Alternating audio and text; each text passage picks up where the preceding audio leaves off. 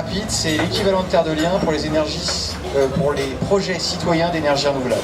C'est-à-dire c'est pour des projets qui sont locaux, qui sont gérés, détenus, financés, maîtrisés par les citoyens et dont les bénéfices retournent aux citoyens et qui sont utilisés après pour faire de la sensibilisation aux économies d'énergie, pour faire des guichets précarité énergétique, bref, qui sont restés en local, quoi. On reste sur place. Pour faire une présentation un peu rapide, je vais revenir 2 secondes sur l'historique en France, avant la guerre. Avant la guerre, la responsabilité de la gestion de l'énergie était une responsabilité qui revenait aux communes et aux intercommunalités. Chaque commune était censée avoir sa production d'énergie, son réseau de distribution, se débrouiller pour l'approvisionnement. Point barre. Donc évidemment, elle forçait un petit peu les économies d'énergie, elle essayait que ce soit un peu malin, parce qu'elle n'avait pas non plus envie d'investir énormément. En 1946, après la guerre, la France était à plat, et du coup, on a fondé EDF, qui a centralisé le tout et qui s'est occupé de tout faire, production, distribution, tout, et on a enlevé cette compétence aux communes. Ce qui fait qu'on a enlevé cette compétence, on a enlevé ce savoir-faire. Bon, évidemment, il y a eu des avantages. Hein. C'était une solution électrique rapide, uniformisée, c'était plus simple, on pouvait offrir de l'électricité aux gens qui en avaient besoin, donc c'était une très bonne solution. Sauf, comme je disais, les compétences, les savoir-faire sont morts. On a perdu des ressources énergétiques comme le bois, dans les endroits où il y a du bois, le bois énergie. On a perdu des ressources comme le vent, l'éolien. Bon, on n'a pas perdu les ressources, mais on a perdu les moyens de le développer. Et du coup, on a centralisé tout aux mains d'EDF qui a préféré une solution normalisée. Et c'est dans cette période également qu'on a opté pour l'énergie nucléaire, vous êtes au courant, qui a fait qu'on a lancé les radiateurs électriques, etc. Donc, on y allait à fond, quoi. De toute façon, c'était le nucléaire, on pouvait y aller. Donc on s'est beaucoup séparé de cette conscience finalement locale, citoyenne, de bon sens, on va dire, autour de l'énergie, parce qu'avant, les gens étaient impliqués dans leur gestion de l'énergie, étaient impliqués dans la manière dont ça se faisait, dans la manière dont c'était distribué, et ils avaient à cœur de ne pas l'utiliser de trop. Dans le même temps, on a vu le paysage français changer également, les impacts du changement climatique. On a vu que les 15 dernières années sont les années les plus chaudes. Jamais vécu depuis 150 ans, on a vu la limitation des ressources fossiles. Bon, je reviens pas là évidemment parce que bon, aujourd'hui je pense que tout le monde est au courant de tout ça. L'impact environnemental du secteur énergétique, ne serait-ce que les gaz de schiste, les marées noires, les sables bitumineux, on constate que c'est une hérésie de continuer dans ce sens-là. Crise de confiance également envers la sphère bancaire. Tout à l'heure on a parlé de la nef, donc ça vient aussi de là. Et dans le même temps, il y a des autres changements plus positifs qui sont apparus, comme la maturité technique et commerciale des énergies renouvelables. C'est-à-dire qu'auparavant, c'était pas très rentable, on va dire, le rendement n'était pas terrible des énergies renouvelables, c'est plus le cas. Maintenant, on a une équivalence d'efficacité qui nous permet de le développer de la même manière que les autres. On a une émergence d'une finance citoyenne, et responsable. Là, la nef, on vous en a parlé. Et donc, c'est dans ce contexte qu'a émergé énergie partagée, dont le principe est de relocaliser les moyens de production entre les mains des citoyens, entre les mains des citoyens au niveau local,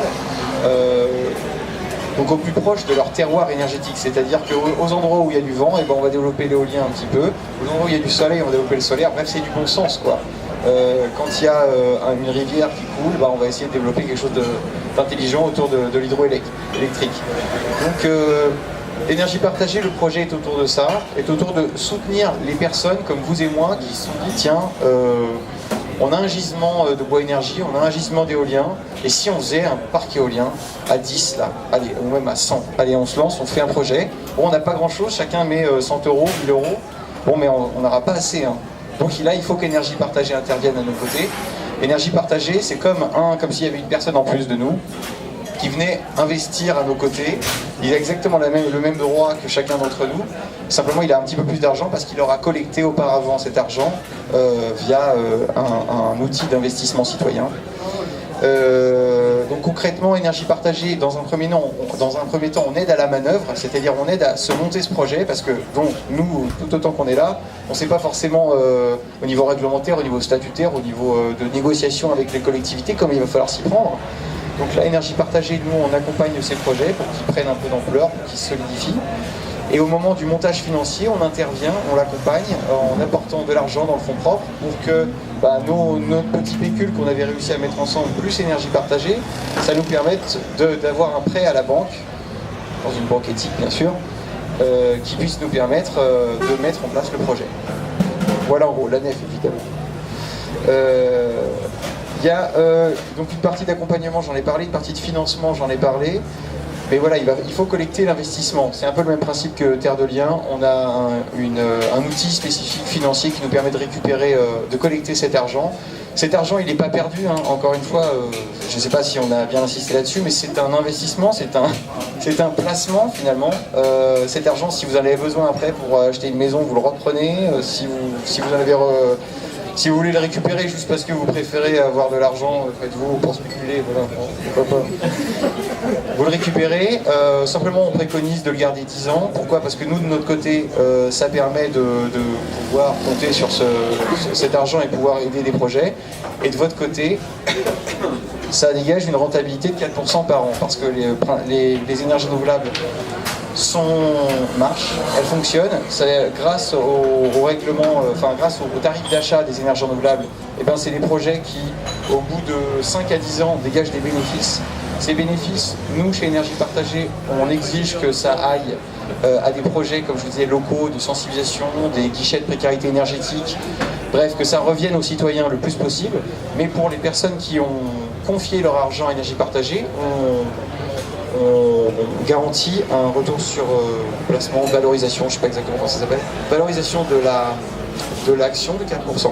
Donc ça fait 40% sur 10 ans, je vous laisse faire vos calculs.